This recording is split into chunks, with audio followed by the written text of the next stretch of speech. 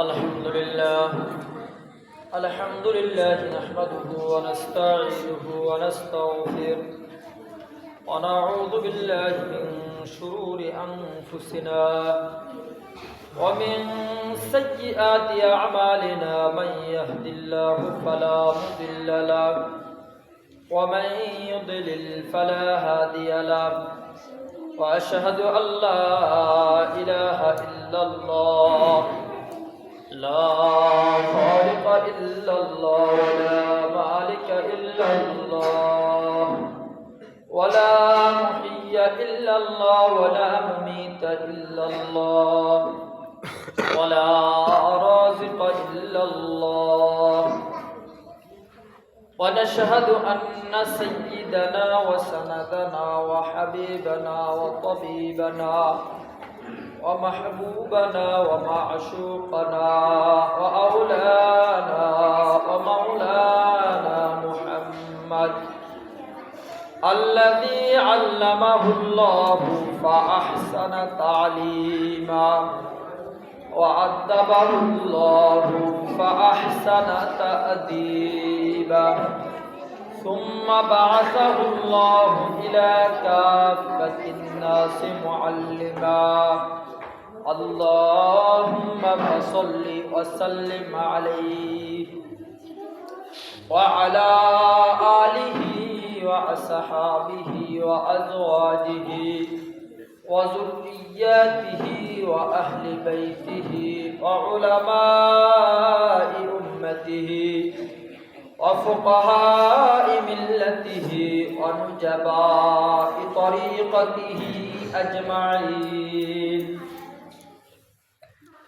أما بعد فأعوذ بالله من الشيطان الرجيم بسم الله الرحمن الرحيم يا أيها الذين آمنوا قوا أنفسكم وأهليكم نارا وقال تعالى في موضع آخر ربنا إنا سادتنا كبراءنا فأضلونا السبيلا ربنا آتهم ضعفين من العذاب ولعنهم لعنا كبيرا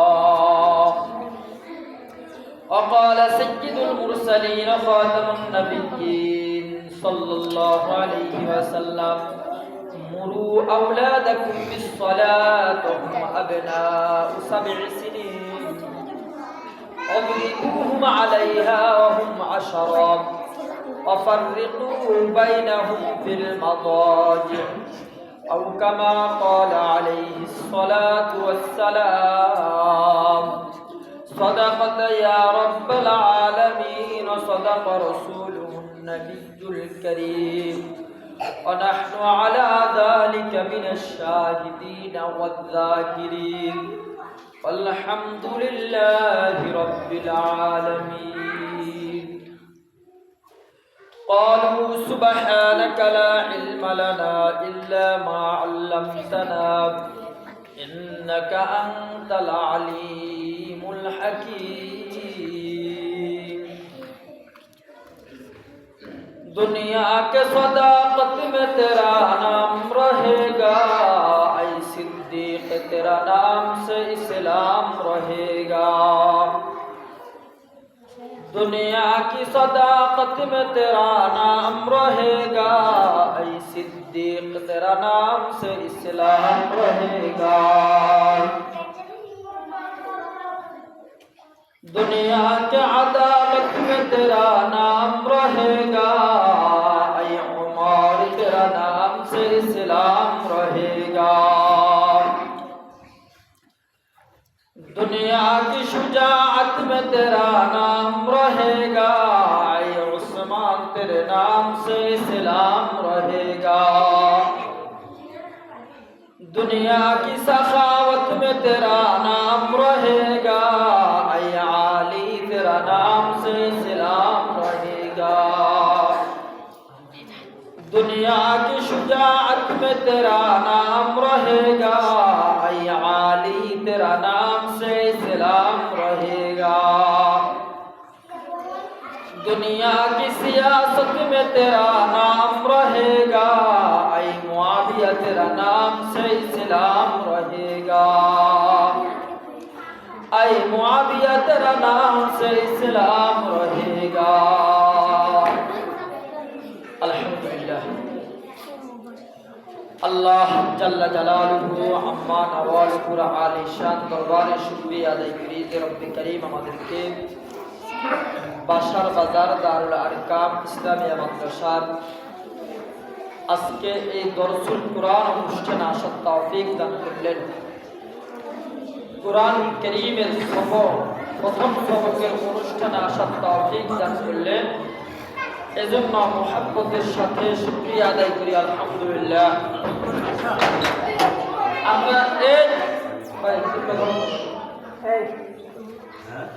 আমরা হয়তো অনেকের ধারণা এখানে লোক কম। দেখেন দিনের বেলা সবার ব্যক্তিগত কাজ আছে।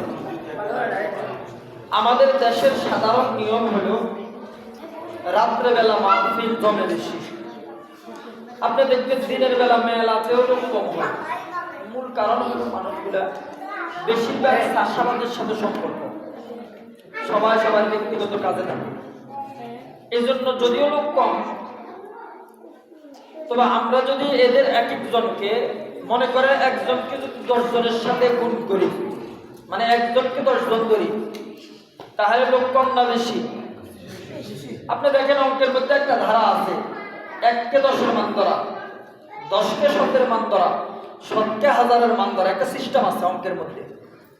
তো এখানে লোক কম হলেও যদি আমরা এক একজনকে 10 জন মনে করি, আর কি লোক কম না বেশি? এক নাম্বার কথা, তাহলে এখানে লোক অনেক। 2 নাম্বার কথা হলো দিনের কাজ করা, এটা সবার সুযোগ হয় না। দিনের কাজ করার জন্য তৌফিক লাগে। কি লাগে বলেন? আল্লাহ তাআলার দয়া লাগে। কি লাগে? কুরআন কারীমের এই দরস সাধারণ মাহফিল যেগুলো আছে ওইগুলো কিন্তু দামি। আপনি প্রশ্ন করতে পারেন, হুজুর তো ওই মাহফিলগুলো তো আপনারাই করেন, আবার ওইখানে গেলে বলেন জান্নাতের বাগান। মানে ওইটাকে আমি ছোট করি নাই, কিন্তু তুলনামূলক আমরা অনেক সময় বলি না এর থেকে বড়। এখানে খুব কম হলেও এই মসজিদটা দামি কেন? কয়েকটা কারণ। 1 নাম্বার হলো ওখানে কিন্তু কোরআনের সবক হয় না, কোরআনের তাফসীর হয়, কিন্তু কোরআনের কি হয় না? এই মজলিসের মধ্যে সরাসরি কাউকে আলিফ মিম শিখানোর সবক দেওয়া হবে, কাউকে ইয়াসিন আল কোরআন হাকিমের সবক দেওয়া হবে, কাউকে আলিফ লাম মিম যালিকাল কিতাবের সবক দেওয়া হবে। তাহলে জাগতিক সাধারণ মাহফিলের তুলনা এই মজলিসটা 1 গুণ দামি না, হাজার হাজার গুণ দামি। বলেন সুবহানাল্লাহ। তাহলে ভালো কাজ করার জন্য ভালো মানুষ লাগে। ভালো কাজ কি 14 নাম্বার মানুষ যারা এরা করতে পারে? ভালো কাজ করার জন্য ভালো মানুষ লাগে। আচ্ছা, সমাজে ভালো মানুষের সংখ্যা বেশি না কম? শুধু কম নাকি অনেক কম? অনেক কম না? বাবা ভালো ছেলে খারাপ এমন পরিবার আছে না নাই? বড় ভাই ভালো ছোট ভাই খারাপ ফ্যামিলি আছে না নাই? তাহলে সমাজে ভালো মানুষের সংখ্যা কম, এটাই স্বাভাবিক। আবার ভালো মানুষ যে কয়জন আছে সবাই কি এখানে আসছে? সবাই আসছে? কেউ অলসতার কারণে আসে নাই, কেউ বাস্তবে কাজের কারণে। সব মিলিয়ে কথা হলো নেক কাজ করার জন্য আল্লাহ তাআলার দয়া লাগে। কি লাগে বলেন? আপনি কি মনে করছেন কুরআনুল কারীমের সবক অনুষ্ঠানে আসবেন, আপনার নিজের ইচ্ছা চলে আসবেন? এটা সম্ভবই না। ইউসুফ আলাইহিস সালাতু ওয়াস সালাম আপনারা মোটামুটি অনেকে জানেন। ইউসুফ আলাইহিস সালামকে যখন জুলাইখা বিভিন্নভাবে কুপ্রস্তাব দিল, এক পর্যায়ে ঘরের তালা বন্ধ করে দিছে, এখন বাঁচার কোনো সুযোগ। ইউসুফ আলাইহিস সালামের মনের মধ্যেও একটু খটকা আসছে, বাঁচার তো সুযোগ নেই। তো মানে মোটামুটি গুনাহ করবে এমন একটা সময় আল্লাহ তাআলা কুদরতি ভাবে ইউসুফ আলাইহিস সালামের বাবার ছবি ইউসুফ আলাইহিস সালামের সামনে ধরলেন। আচ্ছা বলেন, কোন অভদ্র ছেলেও কি বাবার সামনে অপকর্ম করতে পারে? তো সে জায়গায় নবী, এটা তো প্রশ্নই আসে না। পরবর্তীতে ইয়াকুব আলাইহিস সালামের ছবি দেখার পরে তিনি অপরাধ থেকে দূরে সরে গেলেন, আল্লাহর উপরে তাওয়াক্কুল করে বাহির হয়ে গেলেন। তিনি দোয়া মারলেন, কুদরতিভাবে আল্লাহ দরজার তালাগুলা খুলে দিলেন। তিনি কে? আল্লাহ। আপনি স্বাভাবিকভাবে আমাদের মাথায় কি করে সাবি ছাড়া তালা খুলবে, কিন্তু আল্লাহ তাআলা ইউসুফ আলাইহিস সালামকে আল্লাহর কুদরতিভাবে তালা খুলে দিলেন। তিনি দৌড়ে চলে গেলেন। এই ক্ষেত্রে কোরআন কারীমের একটা আয়াত আছে, ওমা উবারিউ নাফসি ইন্নান নাফসা লাআম্মারাতুন বিসসু ইল্লা মা রাহিমা রাব্বি ইন্না রাব্বি গফুরুর রহিম। ওমা উবারিউ বিনাফসি ইন্নান নাফসা লাআম্মারাতুন বিসসু। প্রত্যেকটা মানুষের মন গুনাহের দিকে বেশি। প্রত্যেকটা মানুষের মন কোন দিকে? মানে গুনাহ করার দিকে মানুষের মেজাজ। এটা হলো মানুষের মন। মানুষ কি করতে চায়? গুনাহ করতে চায় বেশি। আপনি দেখেন এই পাশে যদি এই অনুষ্ঠানটা এখন আপনারা যে কজন আছে, যদি ভাষা ঠিক নাচ গানের একটা অনুষ্ঠান হতো, এই কজনও থাকতো না। অথচ দায়িত্ব ঠিক মতো আছে, কিন্তু চলে যেত। কারণ মানুষের মধ্যে গুনাহ করার যোগ্যতা বেশি। কি বলছি বলেন? মানুষের মধ্যে গুনাহ করার ক্ষমতা। মানুষের মন কি চায়? গুনাহ করতে চায়। ওমা উবারিউ নাফসি ইন্নান নাফসা লাআম্মারাতুন বিসসু। ইউসুফ আলাইহিস সালাম বলে, আমার মন গুনাহের দিকে একটু ঝুঁকে গেছে, আমার মনটাও গুনাহের দিকে একটু ঝুঁকে গেছে। ইল্লা মা রাহিমা রাব্বি, কিন্তু আমার রব আমার উপরে দয়া করলেন। আমার রব আমার উপরে কি করলেন? তাহলে গুনাহ থেকে বাঁচার জন্য কার দয়া লাগবে? কার দয়া? কার তৌফিক? আল্লাহ। এখন আল্লাহ তৌফিক দিবেন কাকে? আল্লাহ দয়া করবেন কাকে? যে নামাজ পড়তে চায়, যে নামাজ পড়তে চায়, দিনে দিনে নামাজ পড়ার ইচ্ছা, আল্লাহ তাকে দয়া করে নামাজ পড়ার সুযোগ করে দিবেন। যে গুনাহ করতে চায় না, আল্লাহ তাআলা দয়া করে তাকে গুনাহ থেকে বাঁচিয়ে দিবেন। কিন্তু যে ব্যক্তি ইবাদত করতে চায়, আল্লাহ তাকে ইবাদত করার তৌফিক দিবেন। কথাগুলো কি বুঝেননি? আল্লাহ ইবাদতের তৌফিক দিবেন কাকে? যে ইবাদত করতে চায়, ইবাদতের আগ্রহ আছে, নামাজ পড়তে চায়, রোজা রাখতে চায়, কোরআন শিখতে চায়, তার এটা কি আছে? আগ্রহ। আল্লাহ তাকে কি দিবেন? তৌফিক দিবেন। যা নামাজ পড়। আল্লাহ তার উপরে দয়া করবেন, ঠিক আছে নামাজ পড়। আরেকজনের পুরো দিন ফিকিরে হলো কিমনে কার ক্ষতি করবে, কিভাবে মাদ্রাসার বিরুদ্ধে বলা যায়, কিভাবে মসজিদের বিরুদ্ধে বলা যায়, কিভাবে কোরআনের শিক্ষার বিরুদ্ধে বলা যায়, কিভাবে মানুষের সম্পদকে আত্মসাৎ করা যায়, কিভাবে নামাজ না পড়ে থাকা যায়, একজনের ফিকিরে হলো এগুলা। আল্লাহ কি তাকে দয়া করবে? কথা বুঝেন না? আমার আগের কথাটা বুঝতে কিন্তু এখন কথা বলতে সহজ হতো। আগের কথাটা বুঝেন না। আল্লাহ দয়া করবে কার উপরে? যে ইবাদত করতে চায়, আল্লাহ তার উপরে কি করবেন? দয়া করবেন। আল্লাহ ইবাদতের তৌফিক দিবেন কাকে? যে ইবাদত করতে চায়।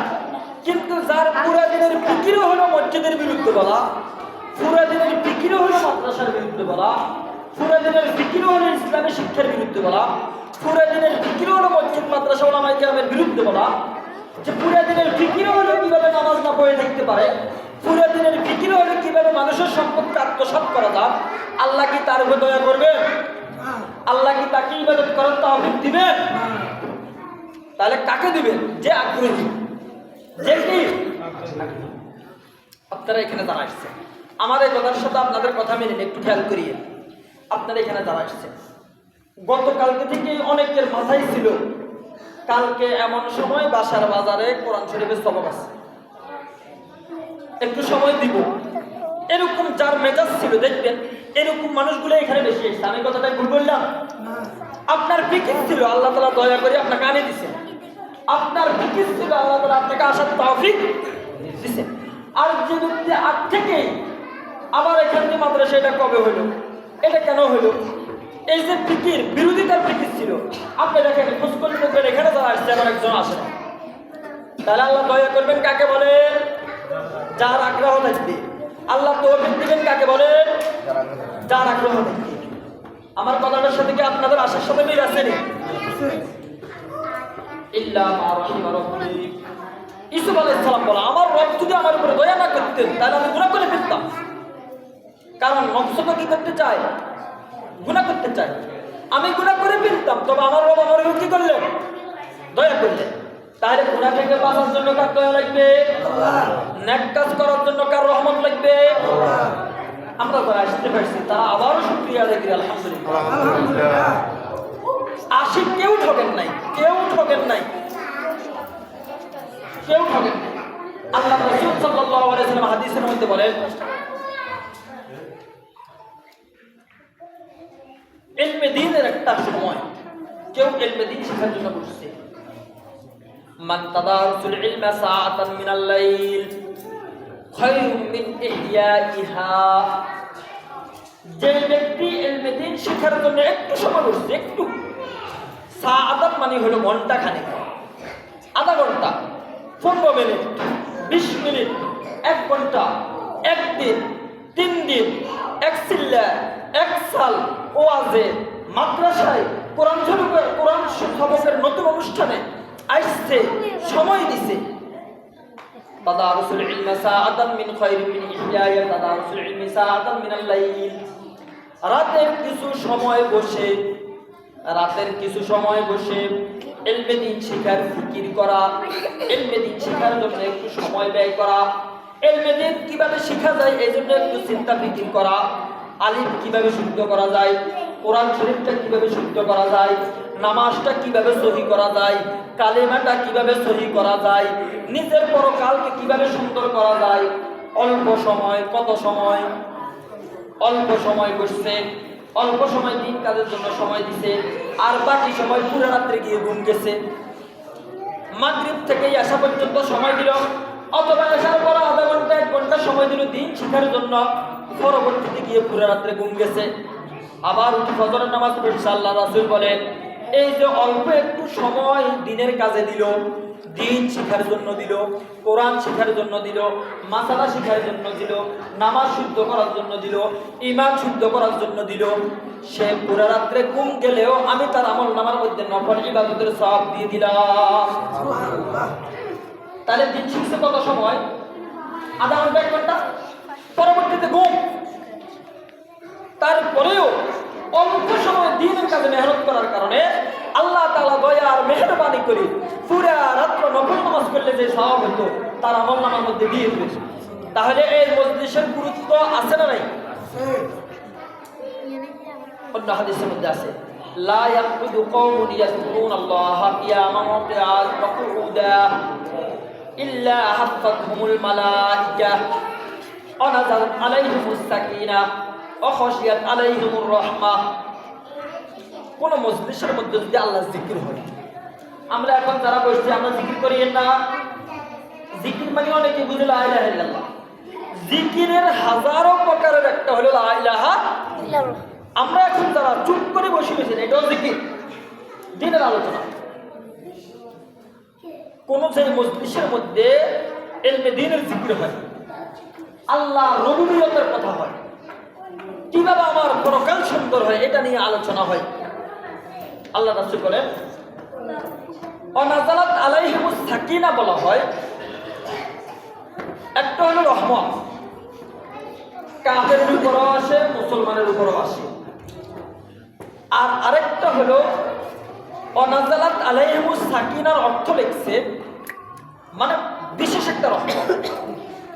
এটা শুধুমাত্র জিকিরকারীর উপরে, শুধুমাত্র কোরআন তেলাওয়াতকারীর উপরে, শুধুমাত্র নামাজের উপরে, শুধুমাত্র যারা কোরআনের দরসে বসছে এদের উপরে স্পেশাল একটা রহমত আল্লাহ নাযিল করেন। এটাকে বলা হয় ওয়ানাজালাত আলাইহিমুস সাকিনা, মানে বিশেষ রহমত। তাহলে সাধারণ রহমত তো সবাই জন্য উন্মুক্ত, কিন্তু আমরা যারা এখন এই মজলিসে আছি, আল্লাহর কুদরতি বিশেষ একটা ছায়া, বিশেষ একটা রহমত আমাদের এখানে আছে। সুবহানাল্লাহ। এই মজলিসের গুরুত্ব আছে না নাই? অন্য হাদিসের মধ্যে আছে, মাজলিসু ফিকহিন ফি ইবাদাতি 60 সানা। এই মুযাকারা, দ্বীনের মুযাকারা। ভাই আমার কয় কালিমাটা শুনেন তো। আচ্ছা ভাই, নামাজের ফরজগুলো আমার থেকে শুনেন তো। হুজুর আমার নামাজ সূরা ফাতিহা হয় কিনা দেখেন তো। হুজুর ওযু করলাম তো ওযু হলো কিনা একটু দেখেন তো। এই যে ইলমে দ্বীনের আলোচনা, মাজলিসু ফিকহিন খায়রুম মিন ইবাদাতি 60 সানা।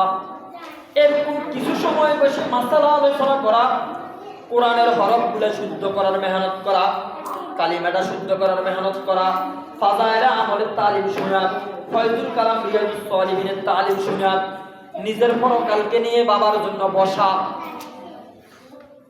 ইবাদাতি 60 সানা, 70-60 বছর ইবাদত করলে যে সওয়াব, 60 বছর লাগাতার নফল নামাজ পড়তে যে সওয়াব, একটু সময় বসি একটু দিনই আলোচনা করা, 60 বছর নফল ইবাদত করলে যে সওয়াব হতো, অল্প একটু সময় দিনের জন্য মেহনত করা, আপনার আমলনামার মধ্যে লাগাতার 60 বছর মেহনত করলে যে সওয়াব হতো, এই আজকে যে মজলিসে বসছেন, এই মজলিসে বসার কারণে 60 বছরের নফল ইবাদতের সওয়াব পাই গেছেন। আলহামদুলিল্লাহ। এই মজলিসের দাম আছে না নাই? মুহতারাম হাজির, অন্য হাদিসের মধ্যে আছে, আল্লাহর কুদরতি একটা ফেরেশতার জামাত। এর তোমরা কথা বলিও না, এমনি কথা বলতে মজা পাইতেছি না, আওয়াজ কম, সুবিধা নাই।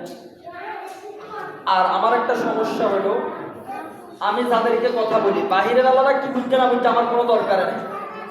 আমার সামনে যে 5 জন আছে, এই 5 জন যদি আমার কথা না বুঝে, আমি মনে করি যে এই সময়টা আমি অযথা দিলাম। আর আমার যে বয়ান আসে না, মানে কথাই আসে না। আপনারা কি আমার কথা বুঝতেছেন? অন্য হাদিসের মধ্যে আছে, আল্লাহর কুদরতি একটা ফেরেশতার জামাত দেশ থেকে দেশান্তর ছড়িয়ে ছিটিয়ে যাবে। ছড়িয়ে ছিটিয়ে যাওয়ার পরে জিকিরকারীদের মজলিসকে খোঁজ করে। কাদেরকে খোঁজ করে? কোথায় কারা জিকির করে। ধরেন মনে করেন জিকির খোঁজ করতে করতে করতে করতে এখানে গিয়ে মেলা পাইছে, ওইখানে গিয়ে হারমোনিয়াম পাইছে, ওইখানে গিয়ে নাচ গান পাইছে, ওইখানে গিয়ে বল খেলা পাইছে, ওইখানে ক্রিকেট খেলা পাইছে, ওইখানে কক খেলা পাইছে, ওইখানে ক্যারাম বোর্ডের মানুষ পাইছে। এক এক জায়গায় দেখেন মানুষ হুট করে এক জায়গার মধ্যে যাই দেখে, বাসার বাজারে আসি দেখে কিছু মানুষ বসে বসে আল্লাহর রুবুবিয়ত নিয়ে আলোচনা করে, আল্লাহর দ্বীনকে কিভাবে বুলন্দ করা যায় এই ফিকির করে, নিজের জীবনকে কেমনে সুন্দর করা যায় এই ফিকির করে, নিজের ছেলে সন্তানগুলোকে কেমনে দ্বীনমুখী করা যায় এই ফিকির করে, বসে বসে লা ইলাহা ইল্লাল্লাহ জিকির করে। মুরাকাবার মধ্যে আছে, মুহাসাবার মধ্যে আছে। ফেরেশতা ফেরেশতার জামাত কে কোথায় আছো? পাইছি পাইছি পাইছি। আচ্ছা মনে করেন একজন স্বর্ণকার স্বর্ণ খোঁজ করে পাওয়ার পরে মনে করেন 5 জনে খোঁজ করে, তো 60 জনে ভাই না, একজনে পাইছে, আর খোঁজ করা লাগবে না, পাই গেছি। মনে করেন ঝিনুক খোঁজ করে 10 জনে খোঁজ করে, একজনে পাই গেলে আমি পাই গেছি। ঠিক ফেরেশতার জামাতরা এক জিকিরকারীর জামাত পেয়ে গেলাম, আলহামদুলিল্লাহ জিকিরকারীর জামাত পেয়ে গেলাম। বাসার বাজারে ওই কেন্দ্রীয় মসজিদে বসে কিছু মানুষ আল্লাহর জিকির করতেছে। আল্লাহ তাআলা এই ফেরেশতার জামাত এদের ছবি সহ আল্লাহর দরবারে হাজির করে, বলেন সুবহানাল্লাহ।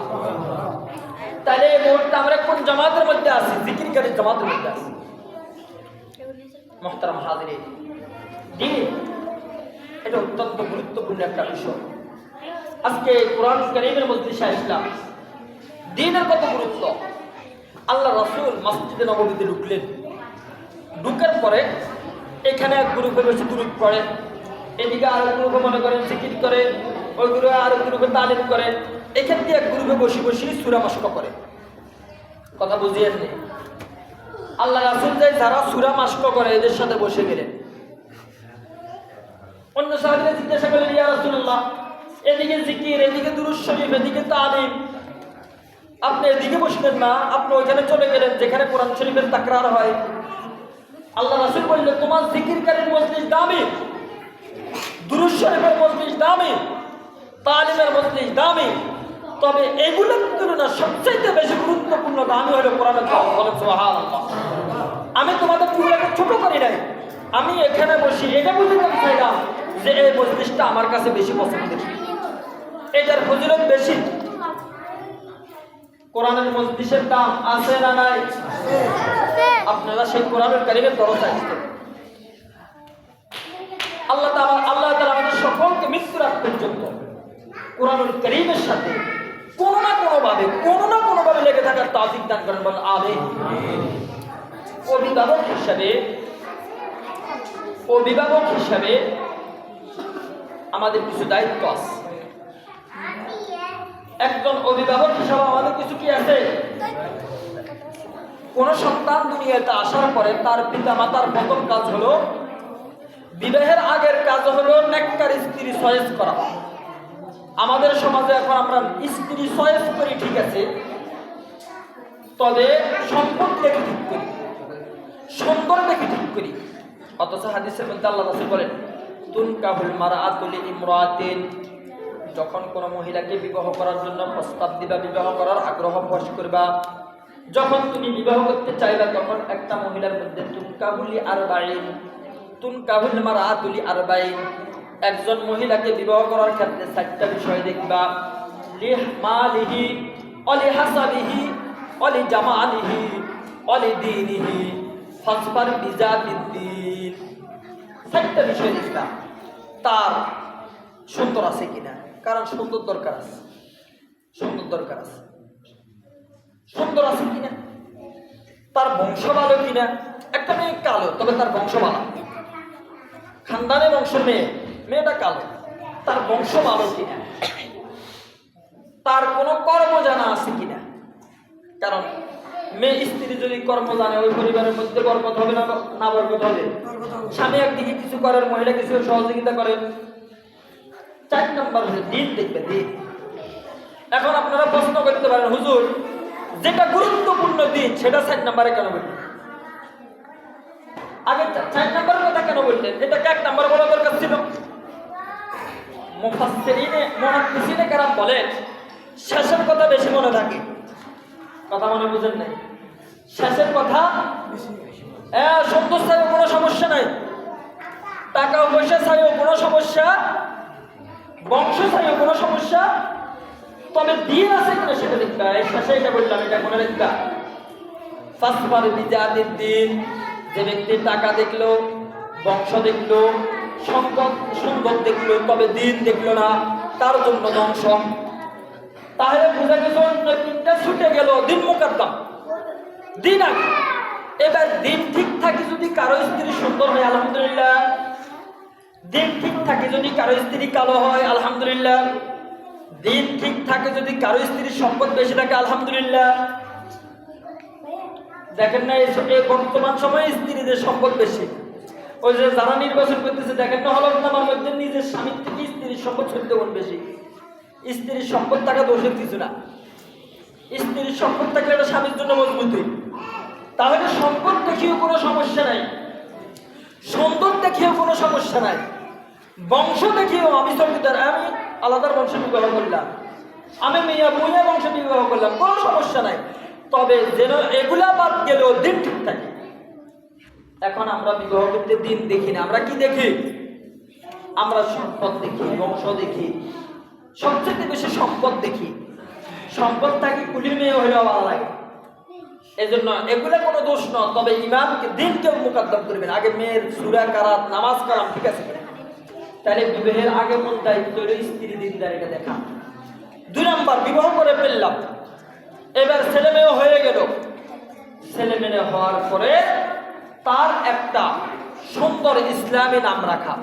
এখন নাম রাখে বল্টু, পিন্টু, মিন্টু, এগুলো কোনো ইসলামী নাম নয়। ইসলামী নাম রাখা, ইসলাম হাদিসের মধ্যে আসছে কারো নাম যেন আব্দুর রহমান, আব্দুল সত্তার, আব্দুল করিম, আব্দুর রহমান, অর্থাৎ তার নামের সাথে যেন আব্দুল্লাহ, আব্দুল শব্দটা যোগ থাকে। বেটা বেশি ফাজলামি করিস না, তুই কিন্তু গোলাম। আব্দুল মানে কি? তো করিম কে? আল্লাহ। আব্দুল করিম মানে করিমের গোলাম। তুই বেশি ফাজলামি করিস না, তুই কিন্তু আমার গোলাম। এই জন্য হাদিসের মধ্যে আসছে নামের সাথে আব্দুল শব্দ থাকলে ভালো। আব্দুল শব্দ থাকলে কি, এখন আমরা নাম রাখি কি রাখি, নামের কোনো অর্থ নাই, এই জন্য ইসলামী নাম রাখা।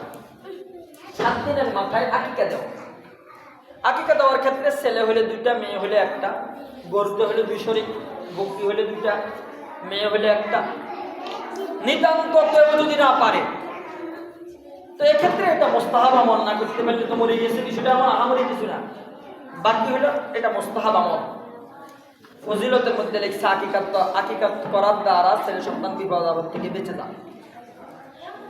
4 নম্বর হলো হালাল খাবার খাওয়ান, হারাম থেকে দূরে রাখা।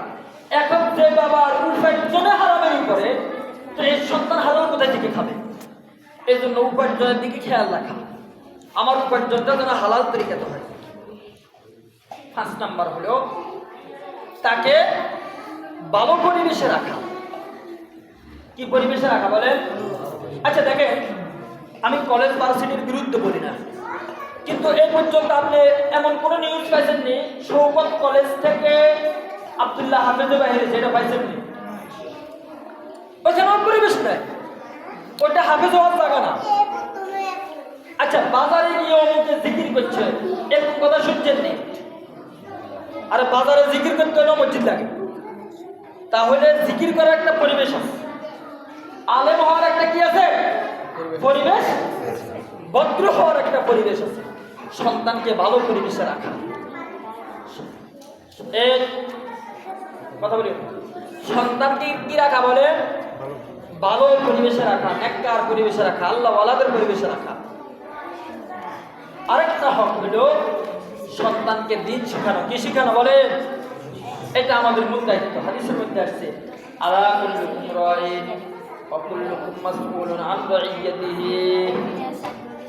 বাবা তার পরিবারের দায়িত্বশীল, মা তার পরিবারের দায়িত্বশীল, নেতা তার ওয়ার্ড ইউনিয়নের দায়িত্বশীল, সরকার তার পুরা দেশের দায়িত্বশীল, শিক্ষক তার প্রতিষ্ঠানের দায়িত্বশীল। আলা কুল্লুকুম রাইন ওয়া কুল্লুকুম মাসউলুন আন রাইয়াতিহি। প্রত্যেককে তার আপন আপন দায়িত্ব সম্পর্কে জিজ্ঞাসা করা হবে। আচ্ছা, বাবা যদি দায়িত্বশীল হয় তো সন্তানকে দিন শেখানো এটা বাবার দায়িত্ব না?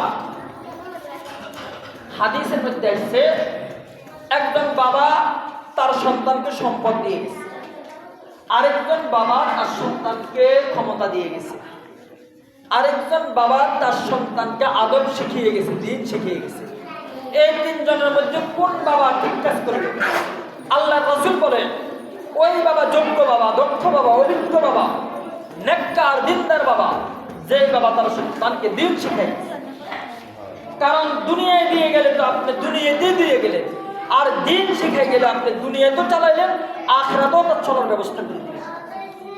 এই জন্য পৃথিবীতে কোনো দিনদার এমন নাই আপনি দেখবেন না যে একেবারে মরে যায়, না খেয়ে মরে যায়। দিনের কারণে তার দুনিয়াও চলে, দিনের কারণে তার আখিরাতও সুন্দর হয়। কথাগুলো বুঝছেন নি? কি বলছি? পৃথিবীতে আপনি এমন কোন মানুষ পাবেন না দিন শিখার কারণে উপবাস করে গেছে। কি বলছি? দিন শিখার কারণে তার অপরাধ, সে দিন শিখলো, এই জন্য সে উপবাস করে গেছে। কিন্তু দিন শিখলে দুনিয়াও চলার মতো ব্যবস্থা হবে, আখিরাতের জন্য সহজ হয়ে যাবে। বলেন সুবহানাল্লাহ। এখন বলেন তো দেখে, যে বাবা দোকান দিয়ে গেল, যে বাবা ক্ষমতা দিয়ে গেল, আর যে বাবা দিন শিখে গেছে, এই 3 জনের মধ্যে কোন বাবা যোগ্য বাবা? যে দুনিয়াও সহজ করে দিয়েছে, ছেলের আখিরাতও সহজ করে দিয়েছে। এই জন্য সন্তানকে দিন শেখানো এটা বাবার দায়িত্ব, এটা করণীয় দায়িত্ব। এই জন্য কোন সন্তানকে দিন শেখানো এটা বাবার প্রতি বাবার কোনো দয়া নয়, বাবার দায়িত্ব।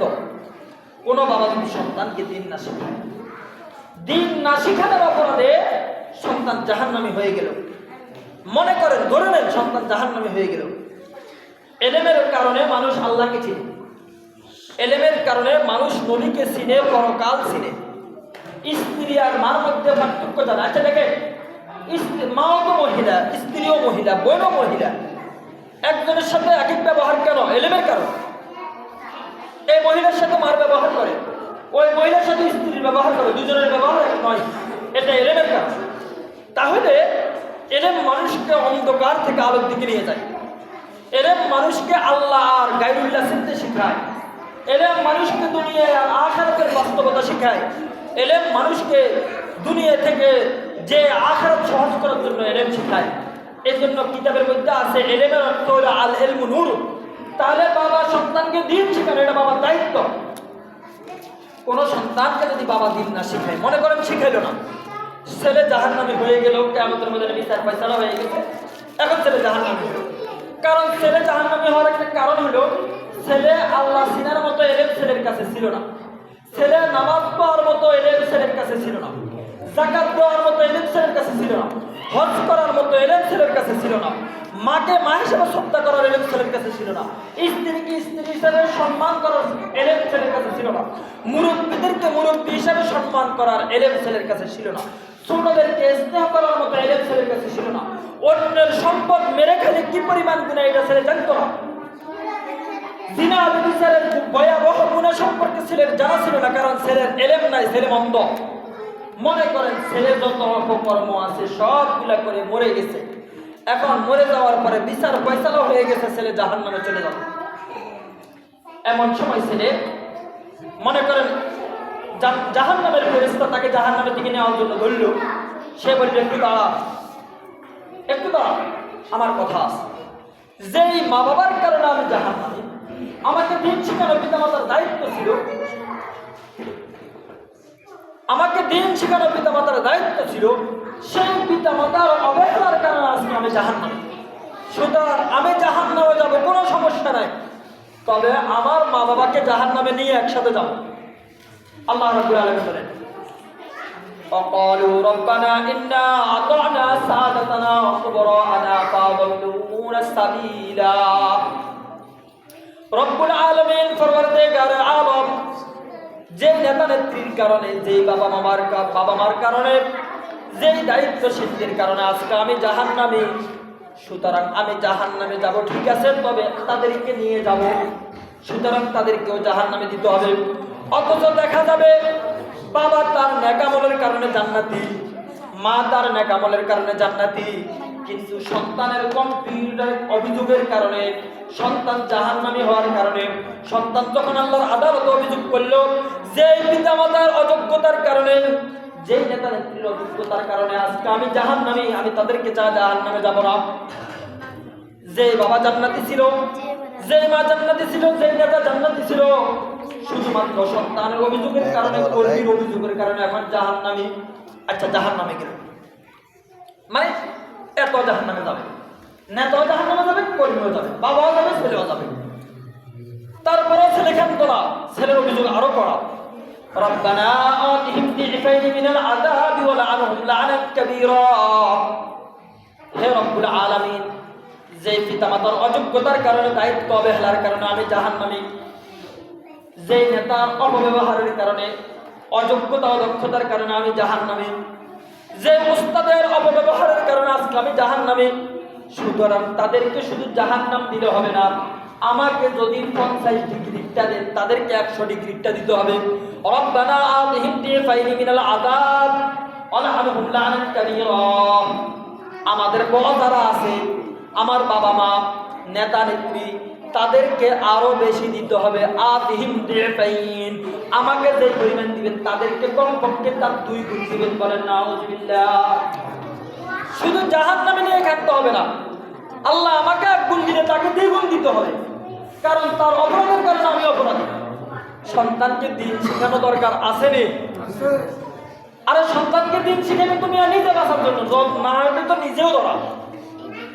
তাহলে সন্তানকে 1 নম্বর দিন শেখার নিজের দায়িত্ব, 2 নম্বর দিন শিখাবেন নিজে বাঁচার জন্য।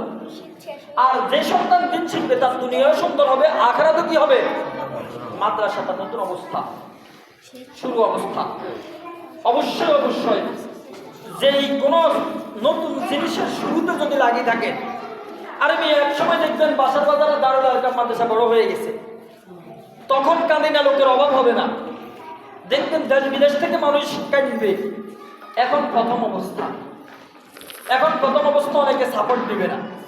আপনি যদি কোনো না কোনোভাবে লেগে থাকতে পারেন, আপনি এটা মাথার মধ্যে ঢুকান যে আমার পরামর্শের কারণে, আমার আর্থিক সহযোগিতার কারণে, আমার ছেলে সন্তান দিয়ে হলেও মাদ্রাসাটা একটু চলো।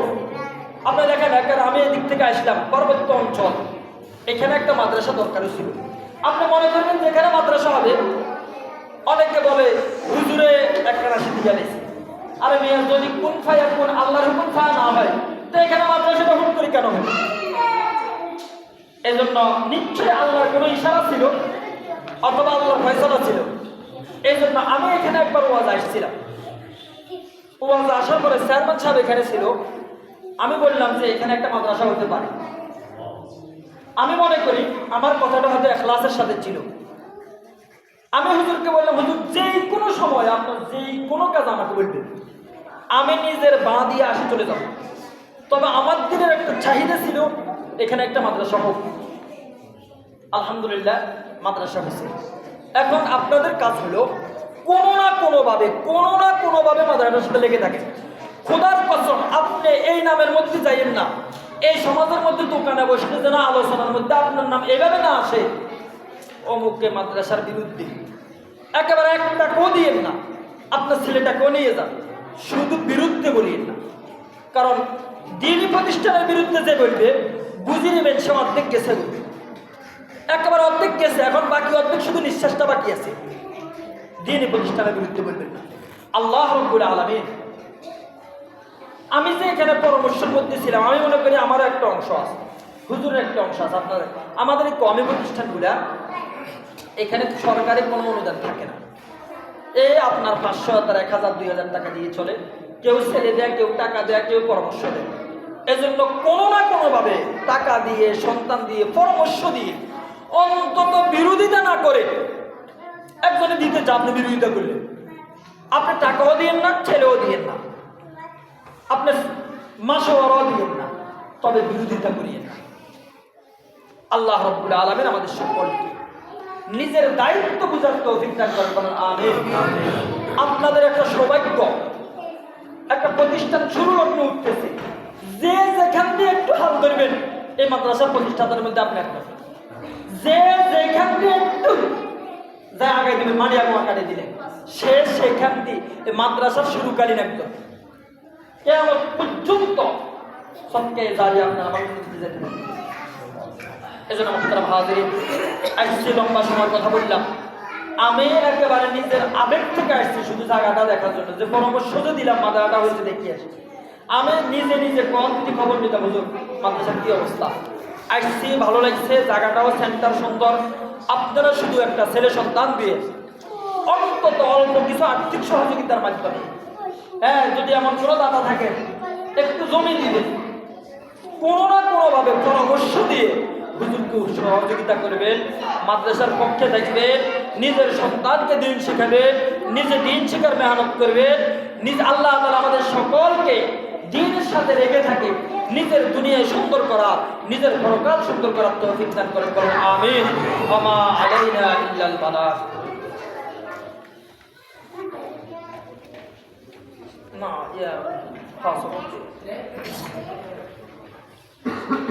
আচ্ছা, সবাই দুরূদ শরীফ পড়েন। اللهم صل على محمد وعلى آل محمد كما صليت على إبراهيم وعلى آل إبراهيم إنك حميد مجيد. اللهم بارك على محمد وعلى آل محمد كما باركت على آل إبراهيم